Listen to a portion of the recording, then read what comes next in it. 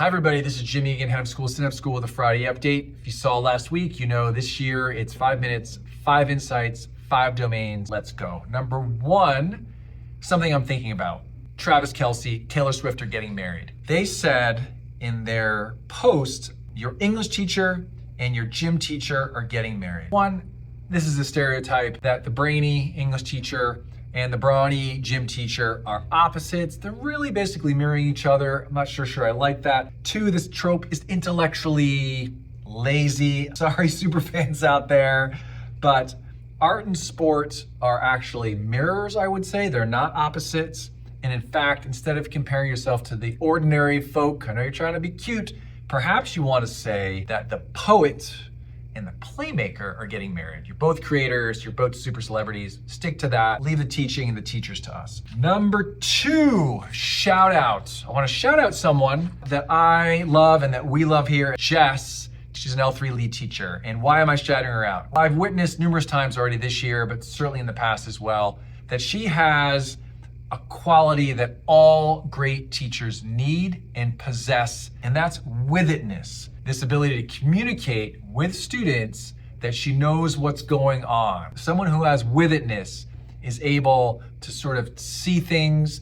Eyes in the back of the head is sort of the usual expression. It's really this communication with presence and action that lets students know the teacher knows what's happening here, and it's really this essential quality of all great teachers. Jess is fabulous. Get to know her. Thanks for being with us. We love you. Number three, what's ahead? What's ahead is September. And I think often teachers, certainly parents, forget that September's long, right? This is the first full month of school. We've sort of split August into two. This is when the novelty of routines sort of get into monotony. Energy can drop, social load increases, academic load increases. 8th graders are starting to think about next year, so they're starting to apply or look to apply to private schools. So take care of your kids in September. Don't overdo it. It's a long stretch to that big break in November.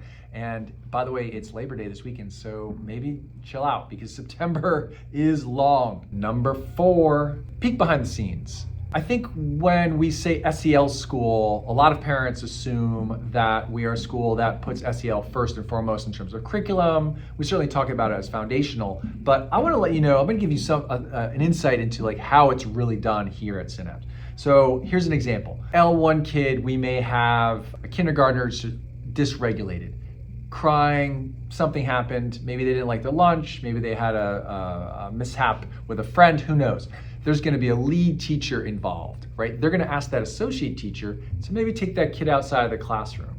And then that associate teacher is going to find out and investigate what's going on. An SEL specialist will then come out of their office and may be there as well. Certainly I may come out of my office and see what's going on when I hear the crying. Holly, our lower school head, may be coming down. And then we observe. We talk, we wonder, we ask about patterns, we wonder if this is a first time. Point I'm making is you got a lead, you have an associate, you have a specialist, you have a division director, and you have a head of school. 5 adults, all in that scenario. By the way, that was a real scenario, happens every year, not this year yet, but the resources that we put towards SEL are hard to quantify. It's also not a linear thing. It's not supposed to be efficient. It's relational, and it takes care, and it takes energy, and it takes people. That's what it means to be an SEL school, really in practical fashion. And number 5, just because kindergarten, they come up with class names. Lower school classes all come up with class names. And I heard one of our classes,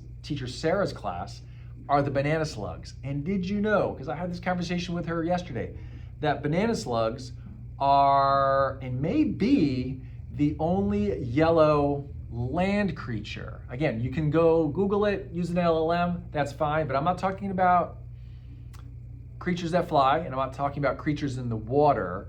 I'm talking about creatures sort of on the land. Are there any creatures on the land that are yellow, stay yellow, and just remain yellow from start to end? I think the banana slugs may be it. And here's the other thing that's great about banana slugs. They are only here on the West Coast. in California. It's awesome. Banana slugs are awesome. We're awesome. All right, if you like this, you can always click to subscribe, check out our website, check out our socials, and we'll see you next week. Have a great weekend.